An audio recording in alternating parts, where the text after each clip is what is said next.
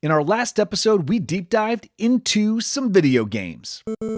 And I got Everett and Owen a little gift, a copy of Super Mario Party Jamboree and the chance to play it with people who work at Nintendo. Oh, wow. Pretty cool, right? I'm Ryan Willard, and this is a 10 News Sidequest. 10, 9, 8, 7, 6, 5, 4, 3, 2, 1. All right, Owen and Everett, you both worked very hard on the show this year, so now it's time to game with our friends from Nintendo. This is Damiano and Luna. Feel free to ask them anything about the game. You ready? So ready. So, Damiano, Luna, what do you do at Nintendo, and can I hear a little bit about yourself? Yeah, sure. So I'm a member of a department at Nintendo called Treehouse, where we work pretty closely on the games. And Luna here, she's my colleague and teammate, and she's also on the Treehouse team. And spoiler alert, she's very good at Super Mario Party Jamboree, so watch out. But today we're all going to be playing on the same team, so she's going to be a powerful ally. Hi, nice to meet you. Is your office actually in a treehouse since you work at the treehouse? I think I can confirm that it's a metaphorical treehouse. So we're not working from an actual treetop, which would be pretty uncomfortable. Maybe. Also a little cold. Speak for yourself. I would think it would be awesome, personally. And I've been asking my boss, Tracy Kaplan, to build me a treehouse, and she hasn't done it yet. Well, there's always time, right? That's true. Damiano, Luna, what was it like working on Super Mario Party Jamboree? Can you tell us more about the game?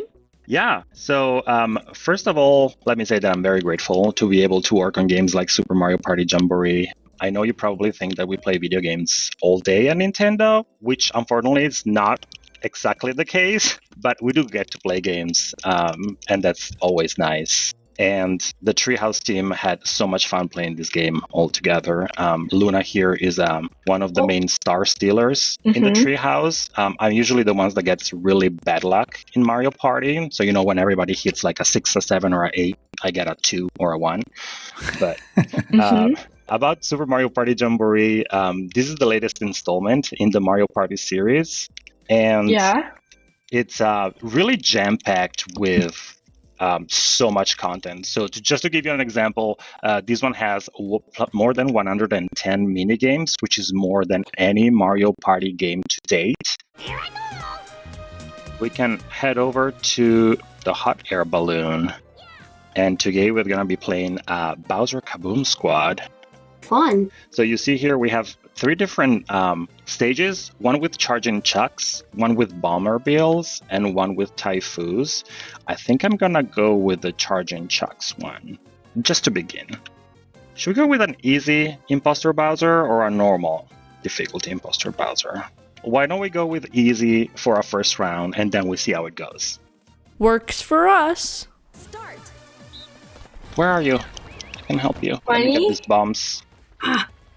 The charging shocks. What am I supposed to do? Oh, Imposter Bowser. Oh. So far, I feel like we're doing a great job. We got 2 attacks against Imposter Bowser in one round, guys. Wow. This is some great teamwork. Just remember one thing. We're playing with 2 people from Nintendo, and you got me on your team. We're going to be okay no matter what happens. Don't worry.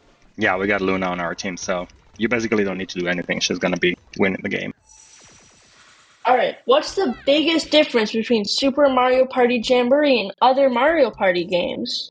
Well, that's a great question. So first of all, Super Mario Party Jamboree is the biggest Mario Party ever.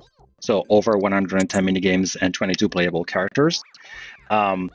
Like other Mario Party games, you can choose a character, roll some dice, and compete in a variety of minigames to see who can get the most stars across 7 different boards in Mario Party mode. But what really sets Super Mario Party Jamboree apart is that there's even more jam-packed fun, including new online modes like Copathlon, where up to 20 players compete online to see who can rack up the highest score, and Bowser Kaboom Squad that we're playing right now, which is an 8-player co-op mode, and that's why we like it, because we can work all together, and now the rhythm is picking up, guys. We're doing amazing for now. Plus, there are also new modes featuring motion controls like Rhythm Kitchen, Toad's Item Factory, and Paratroopa Flight School. One of my favorites. I like those too. Woof! I think we did pretty good in this minigame. We got a rank B. That's not bad. We'll take it. We'll take it. How do I unlock the two shaded out characters? To unlock Ninji and Pauline, we actually don't want to spoil the surprise for everyone, so we'll let people figure out where they're hiding, but, they might be hiding somewhere in plain sight, and I'm sure that you're going to be able to find them. Pause. Tenors, no spoilers, but I figured it out. If you want to know how to find Ninji and Pauline, the answer will be on our YouTube and Instagram page sometime next week, or maybe sooner or later. I don't even know. We'll find out. You just have to keep checking. Start. Do the characters have any effect on the gameplay, or are they just for looks? For example, my sister likes Rosalina, and she's really tall. I was wondering if she's any better than my favorite character, Goomba. That's a great question. And the character you choose to play as in Super Mario Party Jamboree, the short answer is no, they do not affect gameplay. However, I would recommend for you to switch up the characters that you pick because some little details change based on the character you're playing as. For example, the little jingle that plays at the beginning of each turn in Mario Party mode changes based on the character that you're playing as. For example, the 3 base reaction stickers that you can use in Mario Party mode are different per character, so it's really fun to see all these little differences. And one of my favorite is that the reaction when you win or lose a minigame are different, and my favorite one is Luigi. I don't know if you saw what he does when he loses a minigame, but he throws such a tantrum and he cries and he's fully on the floor, which is super cute. Wow, you guys are very good at puzzles. Okay guys, now we need to throw continuous punches at Imposter Bowser to defeat him once and for all. Huh. I never thought I'd see DK with the superstar. That's really cool. Yeah. Mash that A button.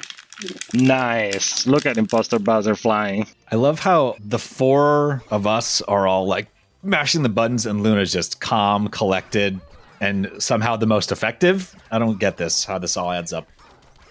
I don't get that either. Thank you for noticing. Okay, so we got 3.5 stars out of 5, guys. That was pretty cool. Is this the first Mario Party game where you work together against something else? Because I feel like every other Mario Party game I've been competing against the people I'm playing with, but this is the first time it feels like I've worked together playing in a Mario Party game. That's definitely one of the nice aspects of Super Mario Party Jamboree.